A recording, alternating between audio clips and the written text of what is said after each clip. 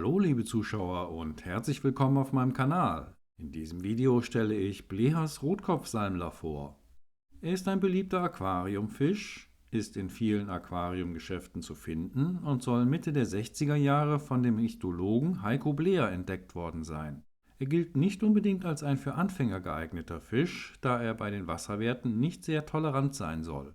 Der wissenschaftliche Name für den Rotkopfsalmler lautet Pititella bleheri. Er wird aber auch unter seinem alten Namen Hemigrammus bleheri angeboten. Er gehört zur Ordnung der Salmlerartigen und zur Familie der echten Salmler. Er soll aus dem Einzugsgebiet des Rio Negro in Brasilien stammen und soll dort sowohl im Schwarzwasser als auch in Übergangsregionen zwischen Schwarz- und Klarwasser, also wenn zum Beispiel klare Bäche in größere Gewässer münden, vorkommen. Der Rio Negro selber ist ein Schwarzwasserfluss, der nährstoffarmes, säuerliches Wasser führt und dessen braune bis rötliche Färbung besonders bei seiner Mündung in den eher schlammigen Amazonas bei Manaus auffällt. Wegen der Nährstoffarmut und der dunklen Färbung des Wassers, die kaum Licht durchlässt, soll es im Rio Negro kaum echte Unterwasserpflanzen geben. Weitere Populationen des Rotkopfsalmlers soll es im oberen Orinoco geben und in Flüssen, die in den Orinoco abfließen. Der Lebensraum des Rotkopfsalmlers liegt also ungefähr auf dem Äquator und dort herrscht ein tropisches Klima mit hoher Luftfeuchtigkeit und durchschnittlichen Temperaturen zwischen 26 und 28 Grad Celsius. Die Tageshöchsttemperaturen können zwischen 30 und 40 Grad Celsius liegen.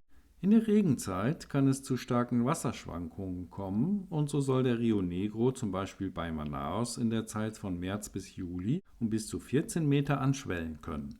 Die Grundfarbe des bis zu 5 cm großen Rotkopfsalmlers ist grau bis silbrig und er ist teilweise sogar schwach durchsichtig. Der Körper ist länglich gestreckt und schmal, wobei die Weibchen etwas fülliger sein sollen. Der Kopf ist rot gefärbt und die Flossen sind transparent, bis auf die Schwanzflosse, die schwarz-weiß gestreift ist. Bei guter Haltung sollen Rotkopfsalmler im Aquarium bis zu 9 Jahre alt werden können. Wie anfangs schon erwähnt, ist der Rotkopfsalmler ein beliebter Aquariumfisch und das, obwohl er bei den Wasserwerten als nicht besonders tolerant gilt. Er fällt aber durch seine Lebhaftigkeit und sein wirklich schönes Aussehen auf. Im Handel sollen meist Nachzuchten angeboten werden, die sich von der Naturform durch eine kräftigere Statur unterscheiden sollen. Der Rotkopfsalmler ist ein Freilaicher und betreibt keine Brutpflege. Die Nachzucht soll im Aquarium nicht ganz einfach sein, da Rotkopfsalmler anscheinend nicht sehr häufig ablaichen und sie zudem als Laichräuber gelten. Deshalb bietet es sich an, ein Elternpaar in ein mit Javamoos bepflanztes Zuchtbecken zu setzen und nach dem Ableichen wieder zurück ins Gemeinschaftsbecken zu überführen. Es wird empfohlen, die Eier durch einen Laichrost zu schützen, solange sich die Eltern noch im Zuchtbecken befinden.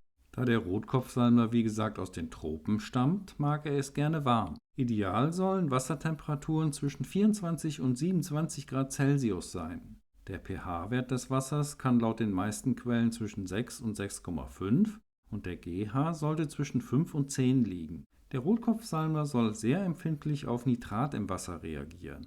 Rotkopfsalmler sind Gruppenfische und so sollten mindestens 10 bis 12 Tiere zusammengehalten werden.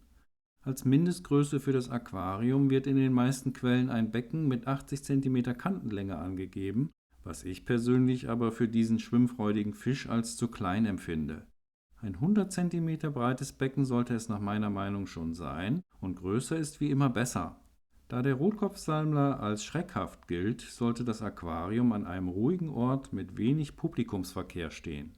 Wird der Rotkopfsalmler gestört, soll er dazu tendieren, aus dem Becken zu springen, weswegen dieses abgedeckt oder der Wasserspiegel um einige Zentimeter abgesenkt werden sollte. Im Becken kann es Bereiche mit etwas Strömung geben, in der sich der Rotkopfsalmler austoben kann, aber auch Bereiche, in denen er sich davon ausruhen kann.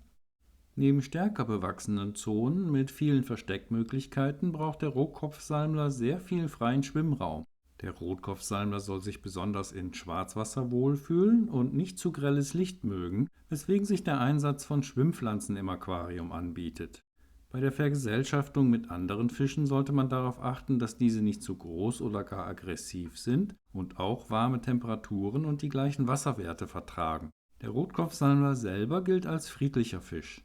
Beim Futter soll der Rotkopfsalmler wenig wählerisch sein, solange es in sein Maul passt.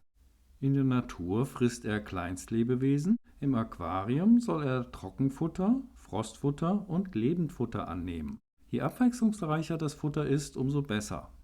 Ich hoffe, ich konnte dir diese wunderschönen Tiere ein bisschen näher bringen. Falls du dir einen Schwarm Rotkopfsalmler für dein Aquarium anschaffen möchtest, informiere dich aber bitte vorher noch einmal ganz genau über die Haltungsbedingungen, denn dieses Video dient ausschließlich der allgemeinen Information und ich erhebe keinen Anspruch auf Richtigkeit und Vollständigkeit.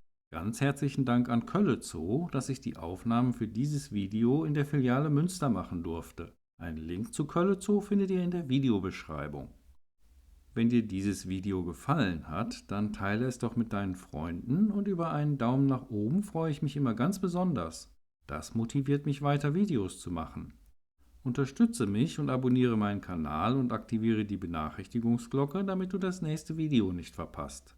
Ich sage Tschüss, danke fürs Zuschauen und macht euch mal wieder die Hände nass.